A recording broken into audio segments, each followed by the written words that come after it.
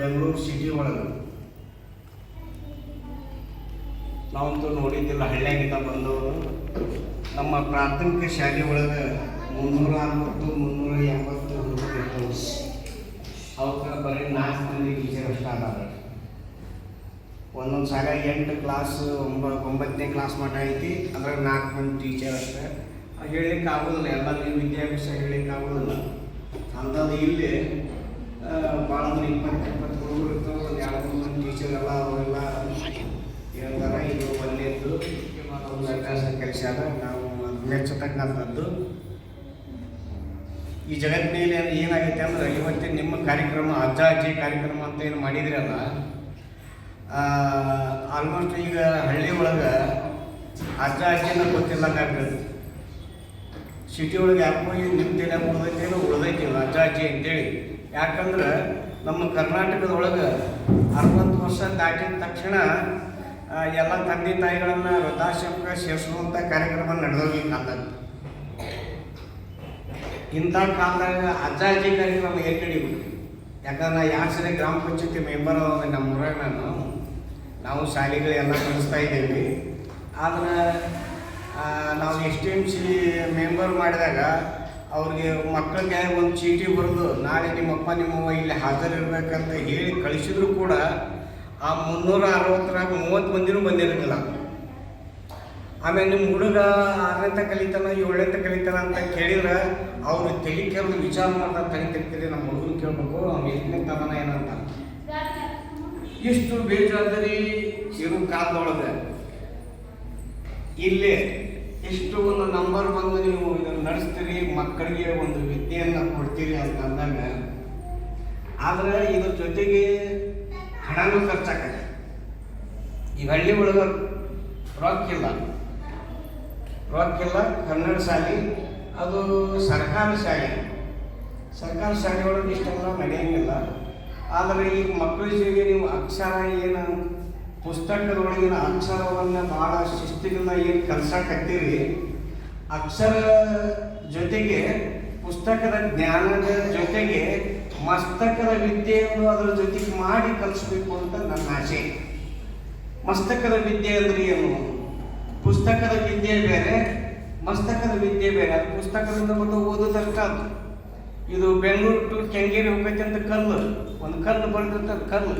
ಆ ಕಲ್ಲಿ ಬೋರ್ಡ್ ಕೇಳಿದ್ರೆ ಬೆಂಗಳೂರು ಟು ಕೆಂಗೇರಿ ಹೋಗ್ತೈತೆ ಅಷ್ಟೇ. ಅದಷ್ಟೇ ಓದ್ಕೊಂಡು ಬಂದ್ಬಿಡೋದು ನಾವು. ಅಕಸ್ಮಾತ್ ಮಳೆಯಾಗಿ ಕಲ್ಲಾಗಿನ ಅಕ್ಷರ ಅಳಕಿತ್ತಂದ್ರೆ, ಮಳೆ ಭಾಳಾಗಿ ಆ ಕಲ್ಲು ಮ್ಯಾಗ ಬರೆದ ಅಕ್ಷರ ಅಳಕಿತ್ತು, ಆ ಹುಡುಗನ ಗತಿ ಏನು ಮುಂದೆ? ಯಾಕೆ ಬರೀ ಅಕ್ಷರ ಓದಿಷ್ಟ ಬರೋ ಕೆಂಗೇರಿ ನಾವು ಮಂದಿ ಕೇಳಿ ಬರುವಂಥ ಜ್ಞಾನ ನಮ್ಗೆ ಬೇಕಲ್ಲ, ತನ್ನದೇ ಆದಂಥ ಜ್ಞಾನ ಬೇಕಲ್ಲ. ಈ ರೋಡಿಗೆ ಗೊತ್ತಂತ ಕೇಳೋ ಜ್ಞಾನ ಬೇಕಲ್ಲ. ಊರಿಗೆ ಹೋಗುವ ದಾರಿ ಯಾರು ತೋರಿಸಿದ್ರೇನು? ನಮಗೆ ಹೌದಲ್ಲ? ಇಂಥವ್ರಿಗೆ ತೋರಿಸ್ಬೇಕಂತೂ ಇಲ್ಲ. ಅದಕ್ಕೆ ಗುರುಗಳು ಇವ್ರು ಎಂಥವ್ರಾದ್ರೆ ಏನು ನಮಗೆ, ಇವರು ಇಂಥವ್ರು ಅಂತ ಏನಿಲ್ಲ. ಯಾರ ಮಕ್ಕಳಿಗೆ ತೆರೆಯಾಗ ತುಂಬ್ತಾರ ಅದು ಮುಖ್ಯವಾದ ಕೆಲಸ. ಅಂಥ ಕೆಲಸನ ಇಂಥ ಇದ್ರೊಳಗೆ ಮಾಡಿ ಮಕ್ಕಳನ್ನು ಒಂದು ಹೊಸ ನೋಟ್ಬುಕ್ ಇದ್ದಂಗೆ ಆ ನೋಟ್ಬುಕ್ನಾಗ ನೀವೇನು ಮೊದಲು ಬರೀತೀರಿ ಅದೆಲ್ಲ ಅವ್ರು ತಿಳಿಯೊಳಗೆ ಉಳಿತೈತಿ. ಆ ಹಾಳಿ ಮನೆ ತನಕ ಉಳಿತೈತಿ. ಇದು ಫೌಂಡೇಶನ್ ಇದ್ದಂಗೆ, ಬುನಾದಿ ಇದ್ದಂಗೆ. ಹೀಗೆ ನೀವು ಮಾಡ್ತಕ್ಕಂಥ ಕೆಲಸ ಎತ್ತರವಾಗಿ ಬೆಳಿತಕ್ಕಂಥ ಬಿಲ್ಡಿಂಗಿಗೆ ಒಂದೇ ಬುನಾದಿ ಇದ್ದಂಗೆ. ಈ ಬುನಾದಿನ ನೀವು ಎಷ್ಟು ಪರ್ಫೆಕ್ಟ್ ಹಾಕ್ತೀರಿ ಅಷ್ಟು ಇದು ಮುಂದೆ ಅದ್ರ ಮ್ಯಾಗ ನೀವು ಅಂತ ನನ್ನ ಆಸೆ. ಅಂಥ ಒಂದು ಕೆಲಸನ ಈ ಸಿಟಿ ಒಳಗೆ ಮಾಡಿರಲಿಲ್ಲ, ಭಾಳ ಚಲೋ. ಯಾಕಂದ್ರೆ ನಮ್ಮ ಕರ್ನಾಟಕದೊಳಗೆ 18,000 ಅನಾಥಾಶ್ರಮಗಳಾಗಿದ್ದಾವೆ. ಎಷ್ಟಾಗ್ಯಾವ್ರಿ? 18,000 ಅನಾಥಾಶ್ರಮಗಳಾಗಿದ್ದಾವೆ. 60 ವರ್ಷ. ಯಾಕಂದ್ರೆ ನಾವೀಗ ಮೊಮ್ಮಗಳ ಜೊತೆ ಬಂದೇವಲ್ಲ, ಇದು ನಮ್ಮ ಪೂರ್ವಜನ್ಮದ ಪುಣ್ಯ ಐತಿ. ನಾವು ಅವು ಆಸೆ ಅಂತೈತೆ ಮುದ್ಕೂರಿಗೆ.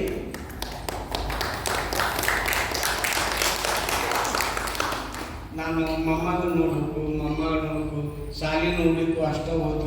ನಮ್ಮ ಜನರು ಇದೆಲ್ಲ ಯಾವಾಗ ಆಗ್ತಿತ್ತು? ನಾವು ಹಳ್ಳಿ ಜನನು ಇದೆಲ್ಲ ನಾವು ಅಲ್ಲಿ ನಮ್ಮ ಮೆಂಬರ್ ಆಗಿರ್ಬೋದು, ಚೇರ್ಮನ್ ಆಗಿರ್ಬೋದು, ಇಲ್ಲಿ ಬಂದು ನೋಡುವಂಥ ಶಕ್ತಿನ ಆಗ್ತಿದ್ರು. ಏನೋ ನಮ್ಮ ಮಕ್ಕಳು ಮೊಮ್ಮಕ್ಕಳು ಇಲ್ಲಿ ಬೆಂಗಳೂರಿಗೆ ಬಂದು ಏನೇನೋ ಕಲಿತು ಏನೋ ಮಾಡ್ಯಾರ ಅಂತೇಳಿ ನಾವು ಇಲ್ಲಿ ಬರೋ ಅವ್ರಿಂದ ಅವರಿಂದ ನೀವು ಕರೆದ್ರಿಂದ ನಾವು ಬರುವಂಥ ಒಂದು ನಮಗೆ ಸೌಭಾಗ್ಯ ಸಿಗ್ತೀವಿ. ಯಾಕಂದ್ರೆ ಈಗ ಅಲ್ಲಿ 60-63 ವರ್ಷ ಕಳೆದ್ಬಿಟ್ಟೇವೆ ನಾವು, ಹೆಂಗೆ ಮಾಡಿ ಕಳೆದ್ಬಿಟ್ಟೇವೆ ನಾವು.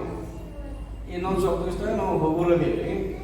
ಅದಕ್ಕೆ ಇಂಥ ವಯಸ್ಸಿನಾಗ ಈಗ ಒಂದು ಹಾಡು ಹೇಳಿದ್ರೆ ಅಜ್ಜ ಆಲದ ಮರ, ಅಜ್ಜಿ ಬೇವಿನ ಮರ, ಮಾವಿನ ಮರ ಹೇಳಿದ್ರು. ಅಂದ್ರೆ ಅದರ ನೆರಳೊಳಗೆ ಅದು ಆಲದ ಮರ ಅಂದ್ರೆ ಬೃಹತ್ತವಾದಂಥ ಒಂದು ದೊಡ್ಡ ಶಕ್ತಿ ಇರ್ತದೆ ಅದರೊಳಗೆ. ನೀವು 1 ತಾಸು ಇಲ್ಲಿ ಶಾಲ್ಯಾಗ ಕಳಿಸಿದ್ದನ್ನು ಅಜ್ಜ 3 ತಾಸು ಕಂಟಿನ್ಯೂ ಕುತ್ಕೊಂಡು ಹೇಳ್ತಿರ್ತಾನೆ ನಾವು. ಹಿಂಗೆ ಮಾಡಪ್ಪ ಅಂತ ಮೊಮ್ಮಕ್ಕಳಿಗೆ ಹೇಳಿ. ಮೊಮ್ಮಗಳಿಗೂ ಅಜ್ಜಿಗೂ ಸಂಬಂಧನ ಇಲ್ಲ ಅಂದರೆ ಯಾರು ಹೇಳು? ಮೊಮ್ಮಕ್ಕಳಿಗೂ ಮತ್ತು ಅಜ್ಜಿಗೂ ಸಂಬಂಧನ ಇಲ್ಲ ಅಂದರೆ ಅಜ್ಜಿ ಅಜ್ಜ ಒಂದು ಕಡೆ ತಿಳ್ಕೊಬೇಡ್ರಿ. ಯಾಕಂದ್ರೆ ನಮ್ಮ ಕಡೆ ಯಾಕಿತ್ತು ಶಾಲೆ, ಕಾನ್ವೆಂಟ್ ಸ್ಕೂಲು, ಈ ಸರ್ಕಾರಿ ಶಾಲೆ ಬಿಟ್ಟು ಬೇರೆ ಶಾಲೆಗಳು ಜಾಸ್ತಿ ಆಗಿದೆ ನಮ್ಮ ಕಡೆ. ಈಗ ಅವು ಗಾಡಿ ಮಾಡಿರ್ತಾರೆ, ಗಾಡಿ ಬಂದು ಕರ್ಕೊಂಡು ಹೋಗ್ಬಿಟ್ಟು ಎಲ್ಲ ಹುಡುಗರು ಹಳ್ಳಿಯಾಗಿಂದ. ನಮ್ಮ ಕನ್ನಡ ಶಾಲೆ 500-600 ಇರ್ತಕ್ಕಂಥ ಹುಡುಗರು ಈಗ 360-400 500-600 ಇರ್ತಿದ್ದು ನಮ್ಮ ಶಾಲೆ ಒಳಗೆ. ಅವೆಲ್ಲವೂ ಜನ ಏನು ಮಾಡ್ತಾರೆ, 4 ಮಂದಿ ಮಾಸ್ಟರ್ ಇದ್ದಾಗ ಕಲಿಸೋದಷ್ಟು ಹೊಸ್ತಾಕಂತ ಅಲ್ಲಿ ಕಳಿಸ್ಬಿಡ್ತಾರೆ. ರೊಕ್ಕ ಇದ್ದವ್ರು ಕಳಿಸ್ತಾರೆ, ರೊಕ್ಕ ಇದ್ದವ್ರು ಇಲ್ಲ. ಅನಿವಾರ್ಯ ನಮ್ಮ ಹುಡುಗ ಎಲ್ಲಿ ನಮ್ಮ ರಾಮ್ಯ ಸಾಂಗ್ ವಿಧಾನ ಮಾಡ್ತೀವಿ, ಅಂದ್ಬಿಟ್ಟು ಅವ್ನು ಎಲ್ಲಿ ಹೋಗ್ತಾನೋ, ಎಲ್ಲಿ ಕುಂದಿರ್ತಾನೋ, ಎಲ್ಲಿ ಬರ್ತಾನೋ ಯಾರಿಗೆ ಗೊತ್ತಿಲ್ಲ. ಅಂಥ ಕಾಲದಾಗ 2 ಭಾಗ ಇದೆ ಒಳಗೆ. ಒಂದು ಅದೇನು ಗಾಡಿ ಬರ್ತೈತೆ ಅಲ್ರಿ, ಅದು ಸಣ್ಣ ಮಗು ಇದ್ದಾಗ ಇದ್ದಾಗ ಎಲ್ಲ ಶಿಕ್ಷೆ ಮಾಡಿದ್ರೆ ಕೋಟ್ ಗೇಟ್ ಹಾಕಿ ಬೂಟ್ ಹಾಕಿ ಎಲ್ಲ ತಯಾರು ಮಾಡಿ ಹಿಂಗೆ ಮಾಡಿ ಬೆಳಗ್ಗೆ ಅದೇ ಒಂದು ಕೆಲಸ. ಈಗ ಅವ್ರನ್ನ ಹಾಕಿ ಆ ಗಾಡಿಯಾಗ ಹಾಕಿ ಕಿಲಿ ಹಾಕಿ ಕೈ ಬಿಟ್ಬಿಟ್ಟು ಬಿಡೋದು.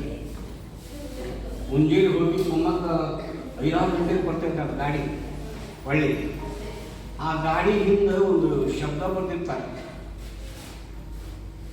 ಏನು ಬಂದಿರ್ತಾರೆ ಅಂದ್ರೆ, ಅಮೂಲ್ಯವಾದ ರತ್ನಗಳಿವೆ ಇಲ್ಲಿ ಅಂತರವಿರಲಿ ಅಂತ ಬರ್ತಿರ್ತಾರೆ ಗಾಡಿಯಿಂದ ಶಬ್ದ. ಗಾಡಿ ಹಿಂದೆ ನೀವು ಇಲ್ಲಿ ನೋಡ್ಲಿಕ್ಕಿಲ್ಲ. ಅಮೂಲ್ಯವಾದ ರತ್ನಗಳಿವೆ ಇದರೊಳಗೆ, ನೀವು ದೂರ ಇದೆ ಅಂತ ಬರ್ತಾರೆ. ಆ ಅಮೂಲ್ಯವಾದ ರತ್ನ ಅದು ಕಲಿತಾ ಅಲ್ಲಿ ಮುಂದೆ ಅಷ್ಟು ನೌಕರಿ ತಗೊಂಡ ಕಲಿತ. ಅಜ್ಜ ಅಜ್ಜಿಗೆ ನಂಟಿಲ್ಲ, ತಂದೆ ತಾಯಿಗೆ ನಂಟಿಲ್ಲ. ಕಲಿತ ರತ್ನ ಏನಾದ್ರು ಗಾಡಿ ಒಳಗಿದ್ದ ಅಲ್ಲಿ ಹೋಗ್ಬೇಕು, ರತ್ನವನ್ನು ಮದುವೆ ಮಾಡ್ಕೊಂಬಂತ ನಾವು. ಈ ರತ್ನ ಅಲ್ಲೇ ಹೋಗ್ಬೇಕು, ನೌಕರಿ ಬಂದ ತಕ್ಷಣ ಮದುವೆ ಮಾಡ್ಕೊಂಡ್ಬಿಡ್ತಾನೆ. ರತ್ನ ಕೂಡ ಅಲ್ಲೇ ಇರ್ತಾನೆ. ಈ ಮನೆ ಕಡೆ ಸಂಬಂಧ ಇರೋದಿಲ್ಲ. ನಿಮ್ಮ ಹುಡುಗಿ ಎಲ್ಲಿ ನೌಕರಿಗಂತೂ ಹೋದೋ ಅಲ್ಲೇ ಹೋಗ್ಯಾನ. ಅಜ್ಜ ಅಪ್ಪ ಒಂದು ಸುಧಾರಿಲ್ಲ, ಅಜ್ಜನ ಎಲ್ಲ ಅಮ್ಮನ ನೋಡ್ತೀವಿ. ಅವ್ರ ಅಪ್ಪ ಅವರು ಯಾಕೆ ನಾನು ನಿರ್ದೇಶನ ಆಗಿದ್ದೀನಿ ಅಲ್ಲಿ ಕೂತ್ಕೊಂಡು ಹೇಳ್ತಾರೆ ಅವರು, ಹೊಲ ಐತಪ್ಪ ನಿನಗೆ, ಹೊಲ ಬಿಟ್ಟೇವ ಯಾಕಿದ್ರೆ ಅವೆಲ್ಲ ಬಂದು ನಮ್ಮ ನೌಕರಿ ನಮ್ಗೆ ಸಾಲ ಬಂದಿದೆ. ಯಾಕಂದ್ರೆ ನಾನು ಇಲ್ಲಿ ಲೋನ್ ಮಾಡೀನಿ, 2 ಕೋಟಿ ರೂಪಾಯಿ ಮನಿ ಹಾಕ್ಸಕತ್ತೀನಿ, ನನ್ನ ಮಕ್ಕಳಿಗೆ ನಾನು ಕಾನ್ವೆಂಟ್ ಹಚ್ಚೀನಿ, ನಾವೆಲ್ಲ ಇವೆಲ್ಲ ಮಾಡ್ಬೇಕು. ನಾವು ನಿಮ್ಮ ಹೊಲ ಬಿಟ್ಟೇವಲ್ಲ ಯಾಕಿದ್ರೆ ಅದ್ರಾಗ ಬೆಳ್ಕೊಂತೀವಿ. ನೀವು ಒಂದು ತಿಂಗಳು ಪಗಾರ ಸದಾ ಕೊಡುವಂಥ ರತ್ನಗಳಾಗ್ಯವು ಆ ಗಾಡ್ಯಾಗ ಕಲಿತಿದ್ವು ತಂದೆ ತಾಯಿಗೆ.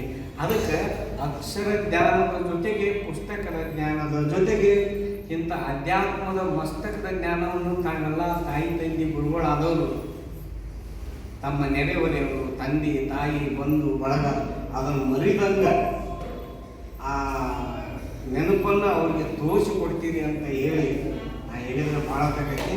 2 ಮಾತುಗಳನ್ನು